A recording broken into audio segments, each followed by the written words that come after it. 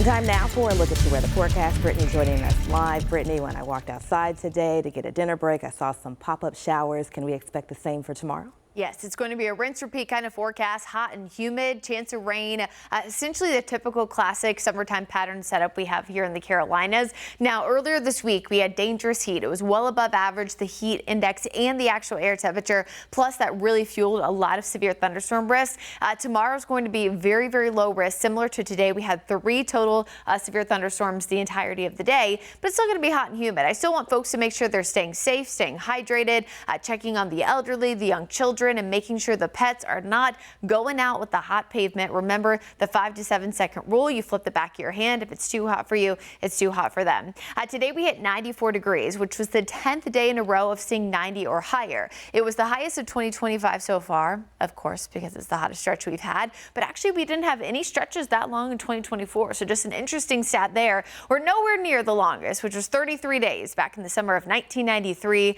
The top 10 is 33 to 18. So not near that yet, and I do think we're going to break that trend getting closer to the early part of this week. We'll talk about that in just a second. Where are we right now? 77 degrees, still a little sticky outside, so it feels like 79, but we are not anywhere when it comes to the thunderstorms we had earlier. Again, only 3 severe thunderstorm warnings total, but remember, we can still have heavy rain, gusty winds, even within a thunderstorm that's not technically severe. So it's always a good idea this time of year, especially in the afternoon, to make sure you have multiple ways to get alerts, ways to track the radar, and of course you can always do so with our free WCNC Charlotte mobile app. Still tracking some storms down south and west of us near Greenville, Spartanburg, down toward Newberry, but locally some light rain still for parts of Cleveland County and York County, as well as Iredell. But just a little bit of rain, not even the same storms that we had this time 24 hours ago.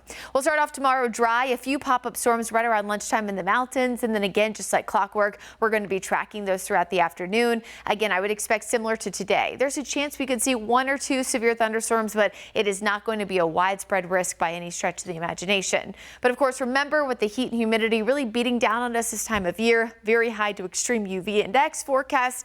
We haven't talked about this in quite some time, I think, because this time of year most people know. But I think it's a good reminder, right? We get told a lot by our viewers that they just want that quick reminder, right? So there you go. Especially tomorrow, I think we'll have those extreme levels since rain chances will bump up a little bit heading into the work week. Now, here's a different kind of storm. Tropical Depression 2 formed earlier today in the southern Gulf. It is expected to move into parts there of eastern and northeastern Mexico later on this week. Brief opportunity to become a tropical storm. This is not an impact to the Carolinas. In fact, it doesn't look like it's going to be an impact to the United States unless that remnant low brings a little bit of rain there to southern Texas, something of course we'll continue to keep an eye on. In the near term, nothing that we're watching, just the typical areas that we look at for June and early July. We did have Andrea, first name storm of the season, earlier this week. It was a no-go where it didn't impact any part of land, including us here locally. So if 2 got a name, it would be Barry, the B name on the list. I had someone tell me on Facebook they were glad the B name wasn't Brittany, which I don't know if I should be offended or satisfied by that answer. Here's that 7-day forecast. You can see temperatures again low to mid 90s the next few days. I do think we could have a few days flirting with the upper 80s, so could break that streak of 90 with those 80-degree days. That means more rain and storms, but we are still trending very, very dry for the 4th of July, so fingers crossed that stays the same. And if we do trend that dry, it'll be because of that cold front passing by, keeping us just dry enough throughout the holiday.